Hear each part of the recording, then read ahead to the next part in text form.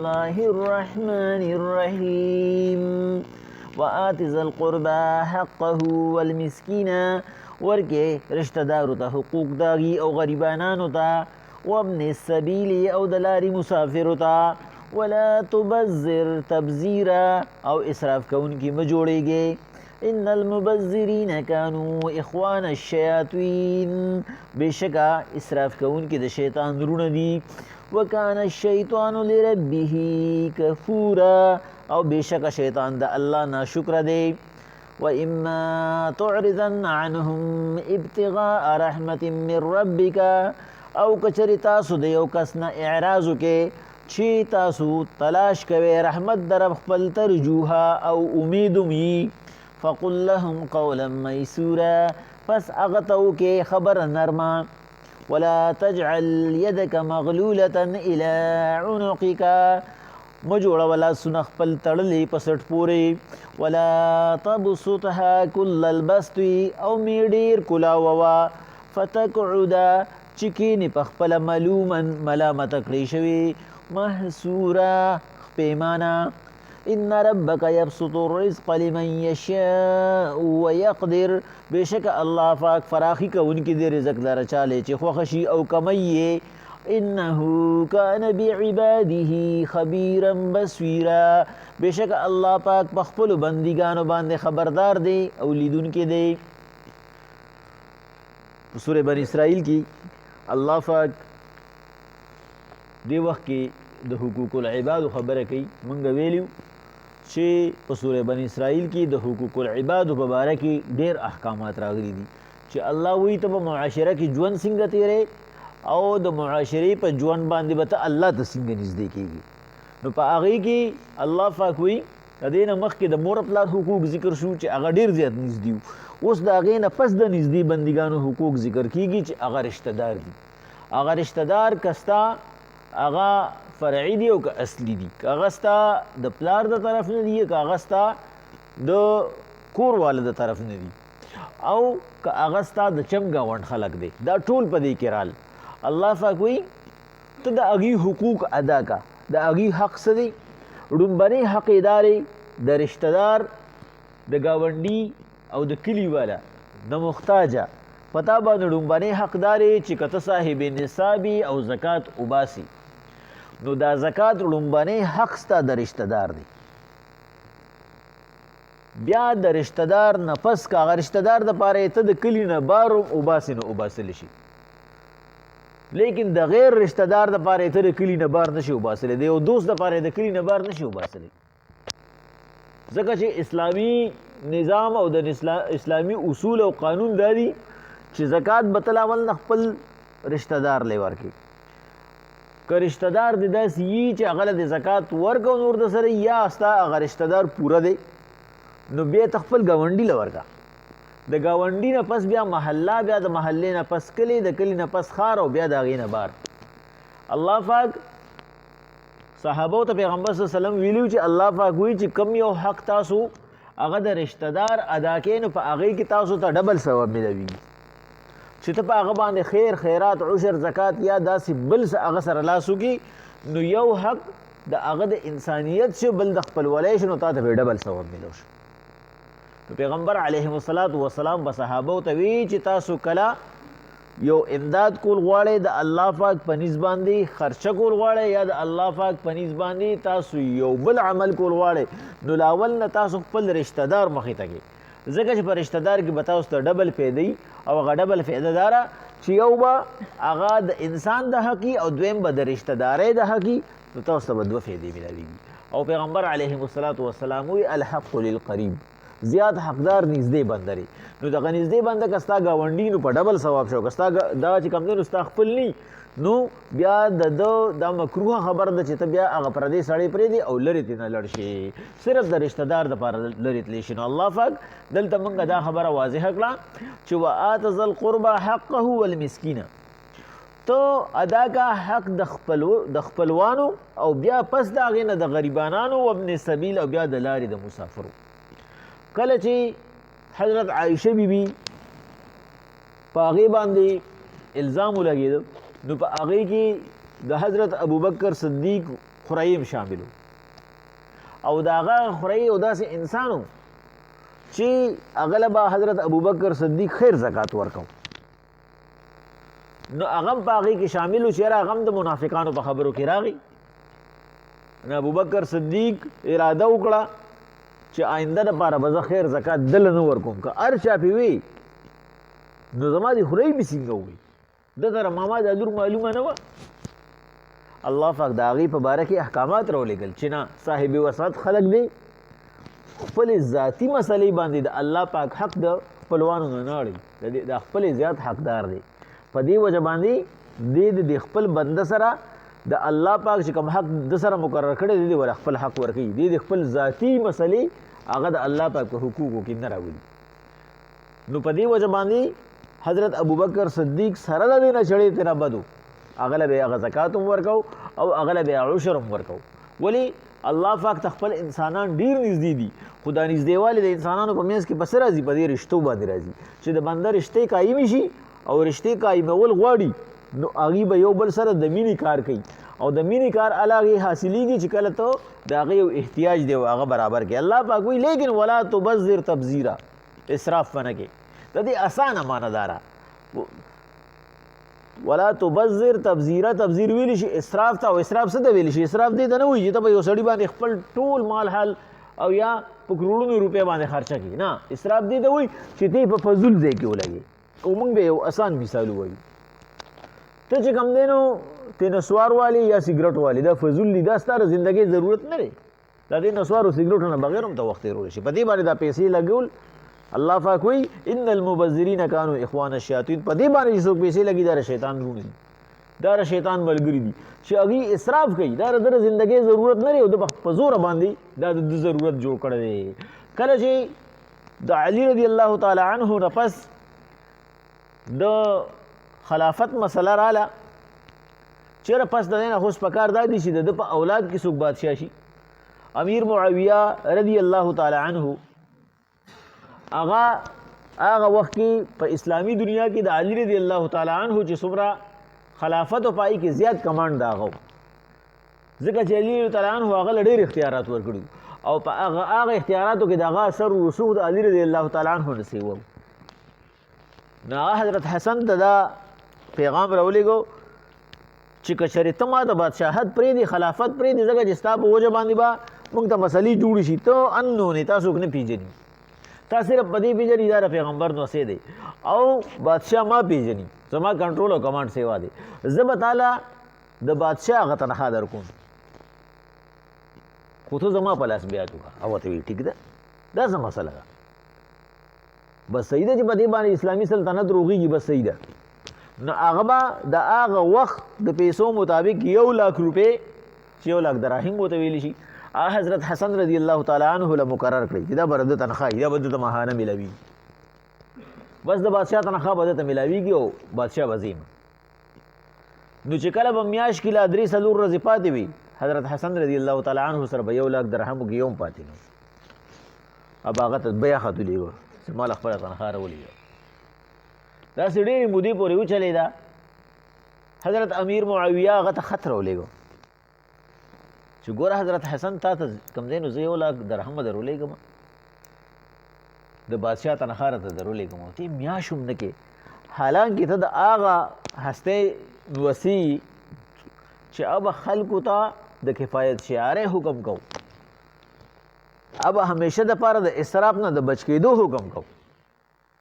او ته دا یو میاشت هم نه رسې هغه ورته په جواب کې ولیکل دا د تاریخ سره د حضرت حسن رضی الله تعالی عنه هغه خط چې کوم نیکه چې ته ما له حواله راکې زما هغه نیکه ویلي چې که چېرې ته د الله په لار کې خپل ټول مال و جایداد ولګې دا اسراف نه دی دا سخا ده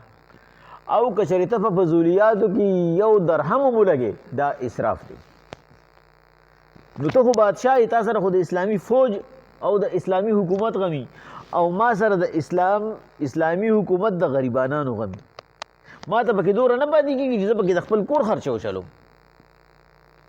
ته ما ته ووایه تا تر اوسه پورې چا شاله ورکړو د فوج او د اسلامي حکومت نه علاوه تا په چا ولګوله هغه چې ستا چې کوم په نظر کې نه راځي هغه ما پسې راځي او لا میاشت ختم نه شل رزم نی ختم چې هغه زه د اسلامي سلطنت په غریبانانو او په محتاجو خلکو ولګوم نو اوس ته ماته ووایه چې زما دا اسراف دی او که ستا دا اسراف امیر معاویه رضی الله تعالی عنه هغه پسې معافینامه راولېږله چې ستا راکړه زه د دې نه نه وم خبر چې ته ما سره برغ حکومت چلې چې ما له خلک نه راځي زه هم ګنې که دي برابر شو دې ته ضرورت نشته حالانکې هغوی تاله دري نو الله پاک چې کوم دی نو مبذر هغه چاته وایي چې فضولیاتو کې لګي چې کوم یو کس هغه یې په سخا په طور باندې لګی په الله پاک په بندګانو یا د الله پاک د بندګانو په ضروریاتو یا په بل یو نیک کار چې هغه دیني لحاظ سره فایده وباسي هغې ته بیا تبذیر نشي ویلی الله پاک وایي وکان الشیطان لربه کفورا او دا ووره دا شیطان چې دی دا د خپل رب ډیر ناشکره دی دا څوک چې مبذر جوړ شي د شیطان دوست جوړ شو او چې د شیطان دوست جوړ شو نو شیطان څخه سړی نه دی هغه د الله ناشکره بنده دی و اما تعرضن عنهم ابتغاء رحمت من ربک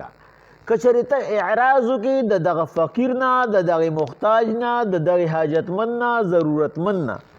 چې ستا تلاشی ستا جستجوی د رحمت در خپل ترجوها او تی په امید کې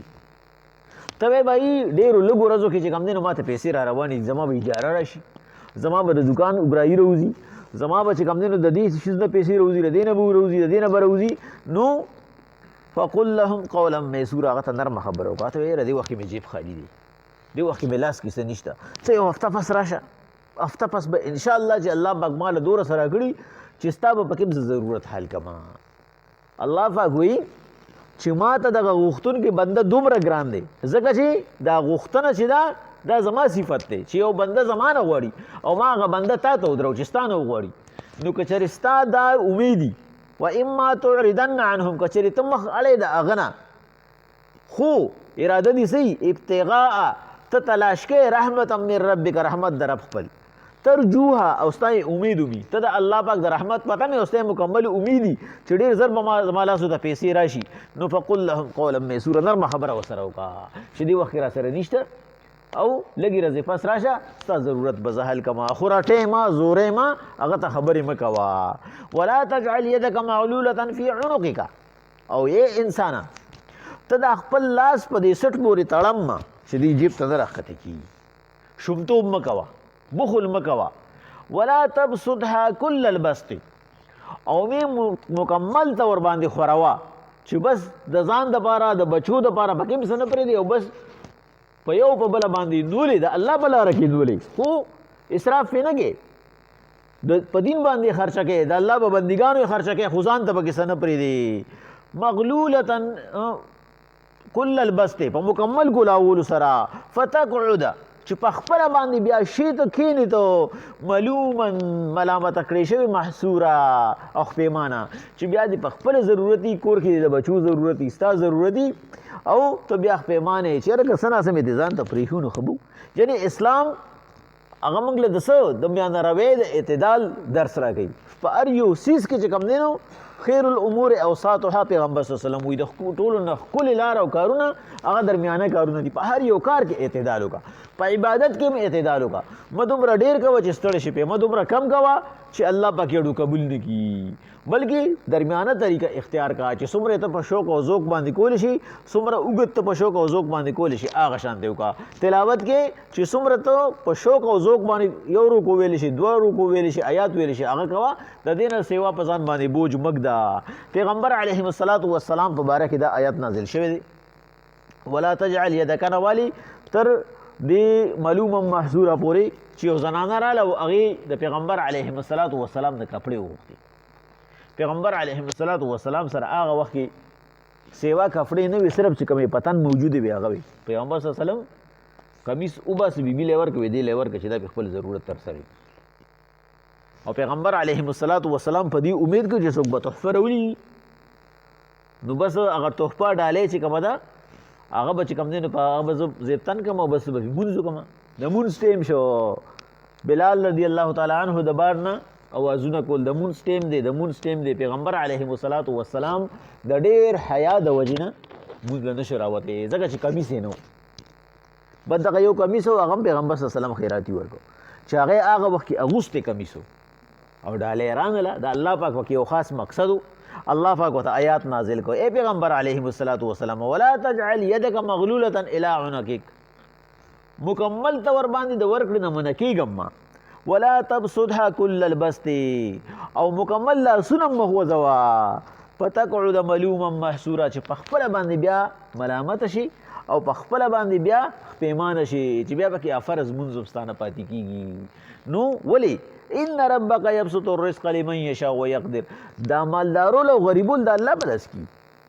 دا د الله بندگان دي الله چې څنګه وغواړي نه هغه شان دي کوي یو انسان د بل انسان ټول حوایج او ضرورت نشي پوره کولی دی خپل ځان تم ګوري او د خپل ځان نه بلک سیوا کوي نو د هغه د پاره به مباسي ان ربک بشک رب ستا چې دی یبسط الرزق لمن یشاء ويقدر هغه فراخ کوي رزق چاته چې اراده وشي او هغه فراخ کوي رزق دا هغه چاته وته اراده وشي په دواړو کې د الله امتحانات دي بعضې وخت چې چا رزق فراخ شي په هغې کې هم د الله امتحان او بعضې وخت چې چا رزق تنګ شي هم پکې د الله امتحان په فراخۍ کې دا امتحاني چې په ده باندې حقوق سیوا شي د ده رزق چې فراخ شي د انسانانو حقوق ورسره سیوا شي د یو حق د بل حق په مختلف طریقو باندې نو د هغې په ادا کولو کې هم امتحان دی چې په ده باندې تنګ شي نو په هغې کې د ده نیت معلومول دي چې دی د الله پاک په دې حالت باندې شکر وباسي او که نه وباسي نو که چېرې دی پې شکر وباسي نو خو د ده لپاره د آخرت ګټه شوه که نه که دی پې شکر نه وباسي نو په دنیا کې هم زندګي تنګه شي او په آخرت کې هم زندګي تنګه شي ځکه چې امتحان الله پاک د لږ وخت دپاره راولي انه کان بعباده خبیرا بصیرا بېشکه د الله پاک په خپلو بندګانو باندې خبردار دی او لیدونکی دی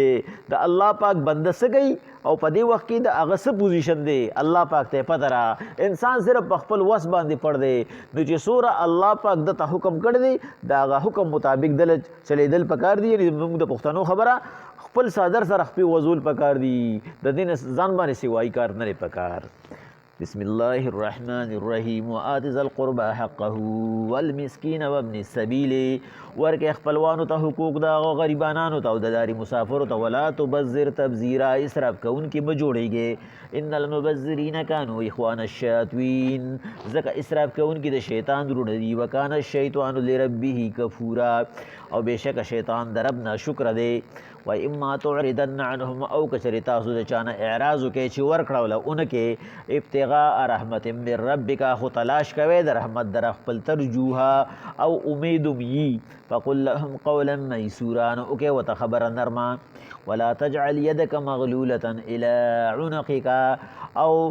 مجوړوا لاسونه خپل تړلی شوي په سټ پورې شومتوب مه کوه ولا تبسطها كل البسط مکملې کلاوه ما ډېره سخام مه کوه فتقعده چې په خپله کښېني ملومن ملامته کړی شوي محسوره او خپیمانه ان ربک بېشکه رب ستا چې دی یبسط الرزق لمن یشاء ویقدر فراخه کوي روزي د هغه چا چې ورته اراده وشي او کمی یې انه کان بعباده خبیرا بصیرا بېشکه دا الله په خپلو بندګانو باندې خبردار دی او لیدونکی دی وات ذا القربى حقه والمسکین